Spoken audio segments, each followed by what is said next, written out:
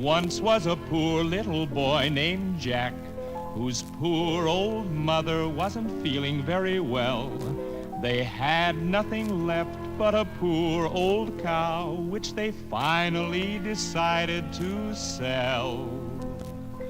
Well, Jack didn't act very smart, it seems, for he traded the cow for a handful of beans.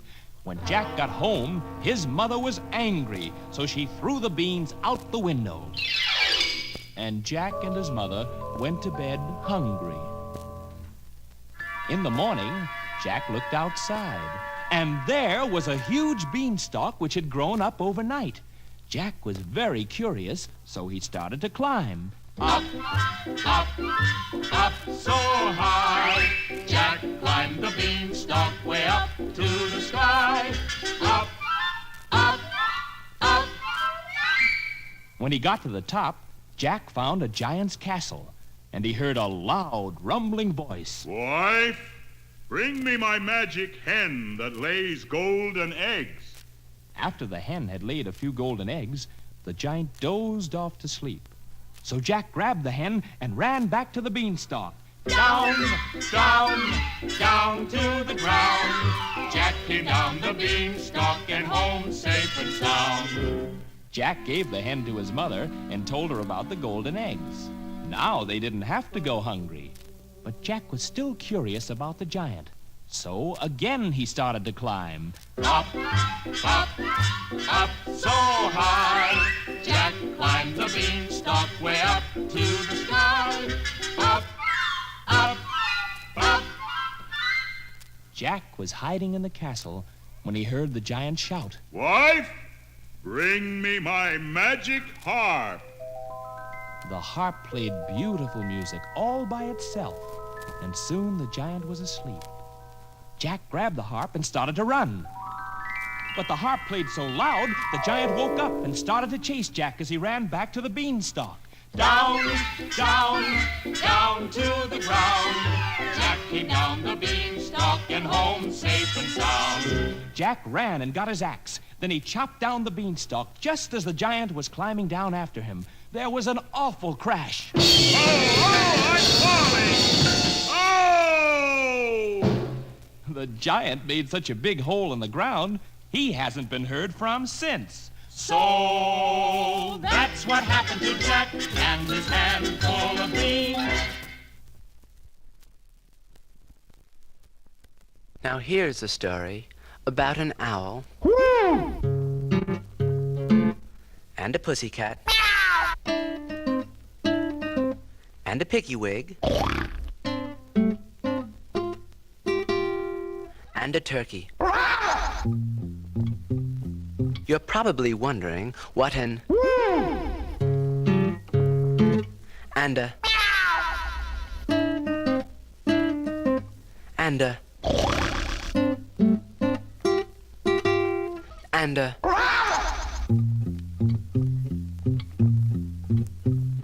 could possibly be doing in the same story. So I'll tell you. The owl and the pussycat went to sea in a beautiful pea-green boat. Beautiful pea-green boat.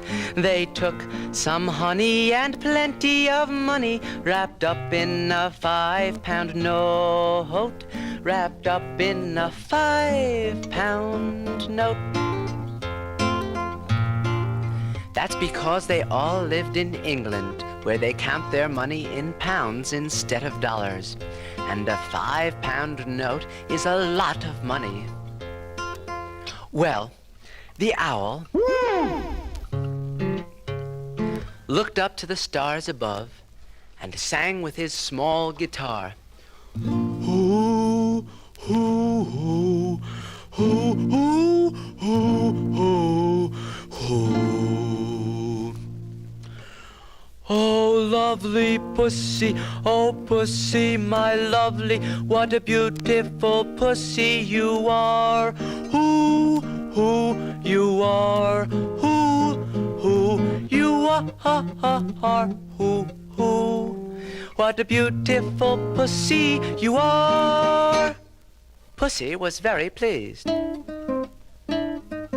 and she said to the owl, Meow! Owl! Elegant fowl! Meow! How charmingly sweet you sing! Oh, let us be married. Too long we have tarried, but what shall we do for a ring? Meow! What shall we do for a ring? Now that was a problem. So they sailed away. For a year and a day to the land where the bang tree grows. I guess a bang tree is a long tree with fruit on it, and when the fruit falls off, it goes. Well, there in the wood, a piggy-wig stood. With a ring at the end of his nose, his nose, his nose, with a ring at the end of his nose, a ring at the end of his nose. The owl looked at the pussycat, then said to the pig, Who, dear pig, who, are you willing, who, to sell for 1 shilling, who, your ring, who? Said the piggy. Oink? Me? Oink, oink. I will. So they took it away and were married next day by the turkey who lives on the hill, the turkey who lives on the hill. They dined upon mince and slices of quince, which they ate with a runcible spoon, whatever that means. And hand in hand on the edge of the sand, they danced by the light of the moon, the moon, the moon. They danced by the light of the moon. The owl, the pussycat, the pig and the turkey all danced by the light of the moon.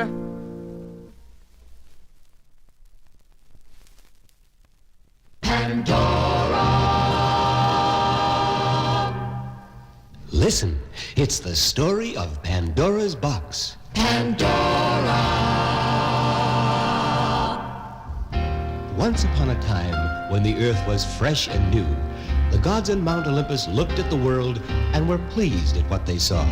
But one thing was missing, and Zeus summoned all the gods and said, To crown this jewel, we shall make a perfect creature and send our handiwork down to adorn the new world of men. And they made a beautiful woman there in heaven, and they called her Pandora. Pandora, Pandora, to see her is to adore her. Perfect beyond your fondest dream, Fairer than mortal eyes have seen. Pandora, the world waits for you. And small wonder they called her Pandora, for Pandora means all gifted. Venus gave her beauty, Apollo gave her music, Mercury gave her wisdom, and when their work was done, they sent Pandora to Earth. But just before she left, Zeus said, As a farewell gift, take this beautiful box, but you must never, never under any circumstance open it. Don't open the box, don't open the box. Whatever you do, don't open the box. For a while, Pandora was happy in her new home, Everyone loved and adored her, and Earth was a heavenly place to be. But wonderful as she was, Pandora was just a human being like us, not a goddess, and she became more and more curious about the beautiful box. I wonder what's inside. Don't open the box, don't open the box. Whatever you do, don't open the box. She kept wondering and wondering about it, and her curiosity grew stronger and stronger, until finally one day she said, Who will know if I take just one little peek inside? For the last time, don't open the box. Don't open the box. I won't take a thing out of it. Just open it a crack and quick close it right up again. What harm can there be in that? And so, like so many other human beings, Pandora gave in to her curiosity and disobeyed the gods. She went over to the box and lifted the lid ever so slightly. Suddenly there was a whirring noise, and before she could close the cover, hundreds of horrible little creatures came flying out of the box. As quickly as she could, she clamped the lid down again, but it was too late. Oh, those awful creatures! What have I done? That's how trouble began. That's how trouble began. That's how evil and sin got loose in the world of man. In that single brief moment, Pandora had released from the box all the wickedness and sorrows of the world. Sickness and grief, envy and cruelty, where just a moment before, none of these things had existed. But as Pandora stood there, she heard a gentle voice calling from the box. Oh, let me out! Let me out, too! But who are you? I am Hope. Hope is a gentle raindrop from the sky, come to paint your garden green when it's parched and dry. Hope is a sunbeam at the storm's end. Hope is a handshake when you need a friend. Hope is a smile, it's a song to sing. When you have hope, you have everything.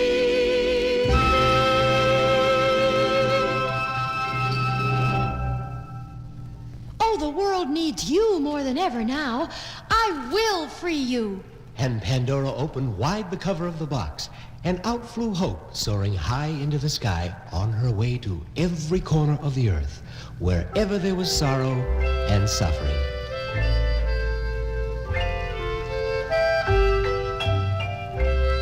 And so, although Pandora's curiosity brought evil to the world will be forever grateful to Pandora, for she brought us the most precious gift of all, hope. Hope is a smile, it's a song to sing. When you have hope, you have everything.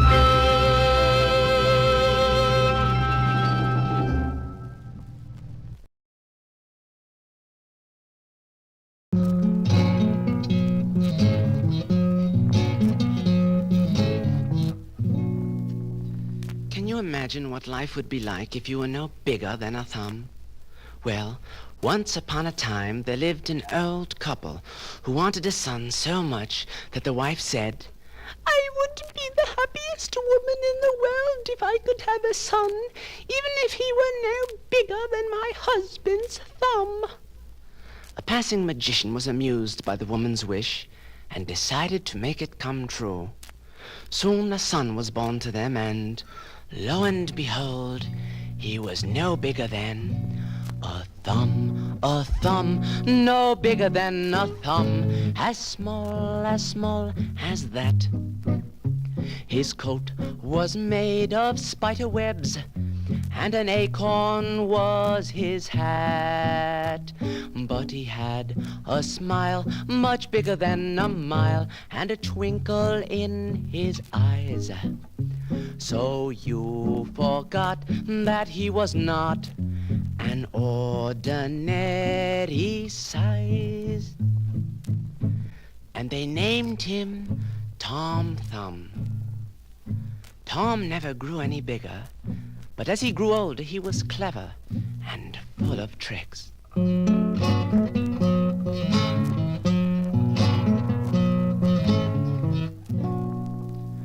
One day, as his mother was baking a cake, Tom climbed up the side of the bowl to the rim so that he could see a little better when all of a sudden, plop, bloop, bloop, bloop, bloop, bloop, bloop, he fell right into the batter.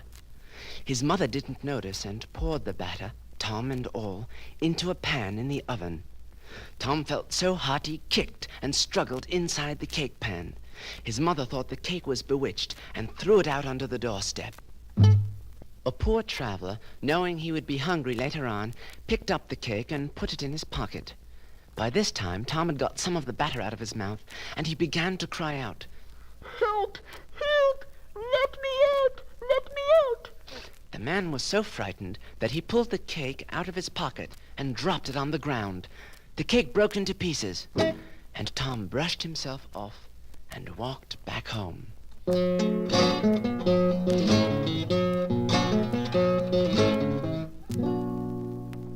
Another day, as Tom was watching his father plow the fields, he fell into a small hole. A raven flew down, caught him in his beak, and carried him over the sea, where he dropped him. As Tom fell into the sea, he was swallowed by a big fish, which was soon caught by some fishermen and delivered to King Arthur's court.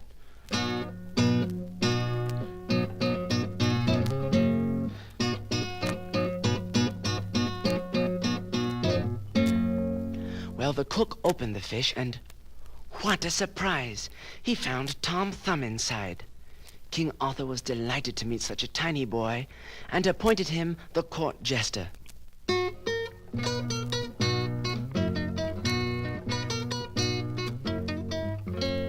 Tom's job was to entertain the king and queen and all the knights of the Round Table.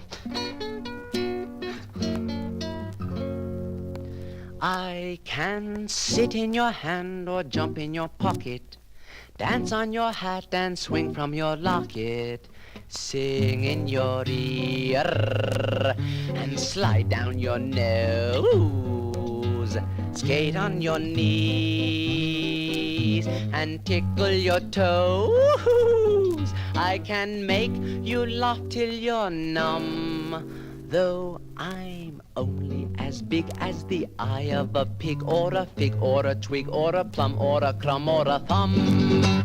Bravo, cried the king. Bravo, cried the princes. Bravo, cried the queen. Bravo, cried the little princesses.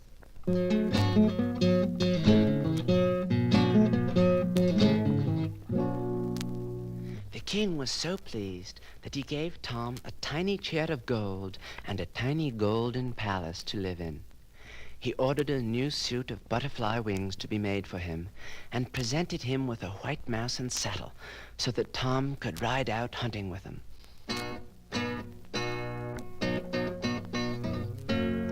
Everyone enjoyed seeing Tom prance about in his new finery. Everyone, that is, but the queen. She was very jealous of all these gifts to Tom, and so ordered him to be put into a mousetrap. "Help! Help!" cried Tom. Luckily for Tom, a cat noticed that something was alive inside the cage and played with it until it broke, helping Tom to escape.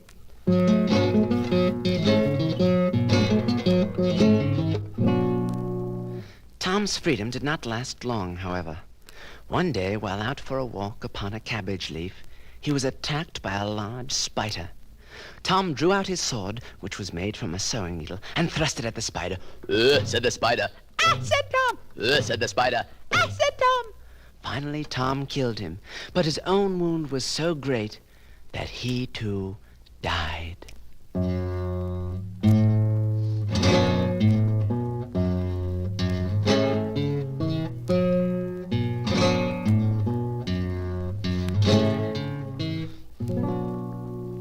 The king and his court were very sorry to lose their tiny friend, and cried, "He could sit in your hand or jump in your pocket, dance on your hat and swing from your locket, sing in your ear and slide down your nose, skate on your knees and tickle your toes."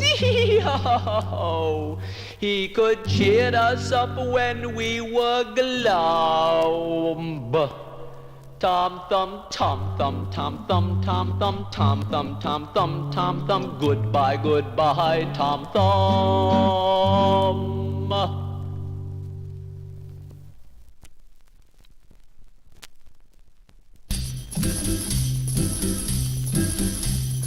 Ali Baba was the poorest man in Araby, till he heard those magic words, "Open Sesame." Ali Baba met 40 thieves and found wealth and fame and glory. If you'd like to know the rest, listen to our story. In the village of Kimsha lived two brothers, Kasim and Ali Baba. Kasim was married to a very rich woman and had plenty, but Ali Baba was very poor and had to work day and night in the forest, cutting wood to support his family. One day while in the forest, Ali Baba saw a group of horsemen coming towards him. He was afraid they might be robbers, so he climbed up a tree for safety. They stopped right beneath him, and he could see that there were 40 men. Their leader jumped off his horse, stood before a huge rock, and said, "Open Sesame!" Lo and behold, the rock rolled aside to reveal a huge cavern. When all the men were inside, their leader said, "Close, Sesame!" and the rock rolled back in place. The men came out and rode away. When they were gone, Ali Baba jumped down from the tree and said, "Open, Sesame!" Again the rock slid back. "Ooh, Allah be praised! Look at all that treasure. Those men must indeed be thieves. Well, I'll fill a sack with gold and be gone before they return." When he reached his house, he told his family what had happened, and then said to his son, "Hassan, go to your uncle's house and tell him to come quickly." His brother and his wife couldn't believe their eyes. Ali gave each of them a sack of gold. When they returned home, Kasim said, "I'll go to the cave early tomorrow and get much more. Ali won't miss it, and besides, I am the eldest and should have the biggest share." Kasim went to the cave and said, "Open Sesame," and once again the rock slid open. But once he was inside, the rock slid back by itself. Kasim shouted, "Open!" No, what was that word? "Open barley!" No. "Open rye!" "Open wheat!" Poor Kasim had forgotten the word. Suddenly the rock slid back, and in rode the 40 thieves. They seized Kasim and slew him. Later that day, Ali Baba returned to the cave and discovered his dead brother. Alas, poor Kasim. Look what your greed has brought you. Ali filled another sack with gold, placed it and Kasim's body in his cart, and hurriedly left the cave. Sure enough, the thieves returned. When they saw that Kasim's body was gone, their leader roared, "Mustafa, go into the village and find out who's been here. Just look for someone who suddenly became wealthy." Mustafa reached the village just as Ali Baba and his family were returning from Kasim's funeral. 1,000 pardons, sir. Who is that richly dressed gentleman who just passed? Oh, that's Ali Baba, brother of Kasim, who just died. Just yesterday, he was the poorest woodcutter in the village. Mustafa knew that he had found his man. When he told the other thieves what he had learned, their leader laughed. Fetch me 40 oil vases. Fill one with oil, then each one of you get into the others and stay there till I call for you. When they reached Ali's house, their leader pretended he was an old friend of Kasim, and naturally Ali Baba made him welcome. Later that evening, Ali's daughter-in-law, Morgiana, discovered she was all out of oil. I don't think Kasim's friend will mind if I take a little of his oil. After all, he has 40 full vases on his wagon. But when she approached the first vase, she heard a voice whisper, "Is it time?" Being a very wise woman, Morgiana disguised her voice and answered, "Not yet, not yet." At each vase it was the same until she reached the 40th one. Seeing that this one was filled with oil, she quickly drew a goatskin full and took it into the house. When she had brought it to a boil, she quietly crept out into the courtyard and poured boiling oil into each of the vases containing a thief until they were all dead. Ali Baba was shocked to suddenly see his daughter-in-law dancing before them. Without saying a word, she drew a dagger from behind her veil and slew the leader of the 40 thieves. "Oh, wretched woman, what have you done?" "Be at peace, good father. Look, is this not one of the thieves you told us about?" After Morgiana had revealed who the visitor was and showed Ali Baba the 39 dead thieves in the courtyard, he was so happy he gave Morgiana and his son Hassan half of all the treasure he had found in the 40 thieves' cave, and they and all their children and grandchildren lived happily ever after. Ali Baba is the richest man in Araby. Since he heard those magic words, "Open Sesame," he defeated the 40 thieves and found wealth and fame and glory. That's the end. We thank you, friends, for listening to our story.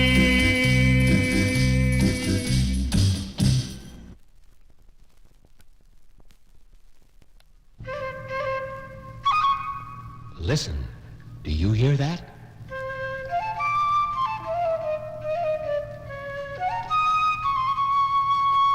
That's the magic flute of the Pied Piper of Hamelin. The Pied Piper of Hamelin. Of Hamelin? Of Hamelin. The Pied Piper of Hamelin is coming today. Coming your way, coming to play for you. Long, long ago, the town of Hamelin was in terrible trouble. It was being overrun by rats. Rats by the hundreds. Rats by the thousands. Rats, rats, rats, rats, stronger than dogs, smarter than cats, great rats, small rats, lean rats, browny rats, brown rats, black rats, gray rats, tawny rats, never saw so many, many, many rats. Those rats are driving us bats. Why doesn't our mayor do something? Yeah, Mr. Mayor, do something. Get rid of those rats or we'll get rid of you. Yeah, right, I think so too. The people of Hamelin were so worried and angry that the mayor called a meeting of the town council. Gentlemen, you heard them. Either the rats go or we do. Any suggestions? How about traps? No good. We'd need too many. Let's use poison. We tried that. The rats were too smart to eat it. Any more ideas? But no one had a solution, and they were about to give up in despair when in walked a strange-looking figure. Who are you, and what do you want? I'm the Pied Piper of Hamelin. Looks more like a gremlin. The Pied Piper of Hamelin, a-comin' to save your town. And how do you propose to do that? All creatures beneath the sun that creep or swim or fly or run will follow me wherever I go. Wherever you go? Whenever I blow my magic flute, and just like that, I can rid your town of every rat. Every rat? Just like that. If I do this for you, will you pay me 1,000 guilders? 1,000? 50,000. Agreed. And without a moment's hesitation, he turned and stepped out into the street. I'm the Pied Piper of Hamelin, of Hamelin, of Hamelin. Come all you rats of Hamelin and follow me. And he lifted his flute to his lips and started to play. He had played no more than 3 notes when a grumbling sound was heard. And the grumbling grew to a rumbling. And out of the houses came tumbling thousands and thousands of rats. Look at them come. They're following the piper. Where's he going? Look, he's leading them straight to the Weser River. He's walking right into the river. And the rats are all following him. Sure enough, the rats, as though in a trance, followed the Pied Piper right into the river and were drowned. And the mayor stood up and announced, "This is a great day for Hamelin town. Let's have the biggest celebration our town has ever seen." Yay! Just then, the Pied Piper approached and said, "But first, if you please, pay me my 1,000 guilders." 1,000 guilders, well now, that was just a joke. Here, take 50. Pay me my 1,000, or you'll find me piping a different tune. Threaten me, will you? Be on your way. So be it, but you'll regret it.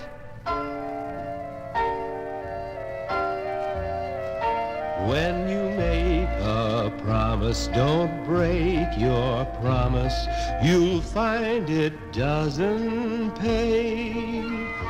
When the piper plays, you must pay the piper. Yes, you will pay someday.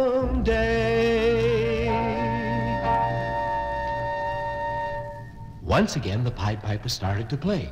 And before he had blown 3 notes, there was a sound of rustling and bustling and small feet pattering, wooden shoes clattering, little hands clapping, and little tongues chattering. It's the children, our children. They're following the Pied Piper. Oh, where is he taking them? Stop him, somebody. But the magic of his music made the people powerless to move. They've crossed the bridge over the river. He's heading for the mountain. That will surely stop him. But when they reached the mountainside, a hidden door opened wide, and the Pied Piper and all the children of Hamelin town disappeared inside forever. All but one little boy, who returned crying because he couldn't keep up with the others. And his mother said, But why? Why did the children follow the Pied Piper? Because his music talked to us about a wonderful land full of popcorn and candy and circuses and flowers and everything. Now the children are all gone and I've got no one to play with. And that's how the Pied Piper taught the people of Hamelin an important lesson. But they were grateful, at least, that one little child had come back to them. When you make a promise, don't break your promise. You'll find it doesn't pay. Just be a friend.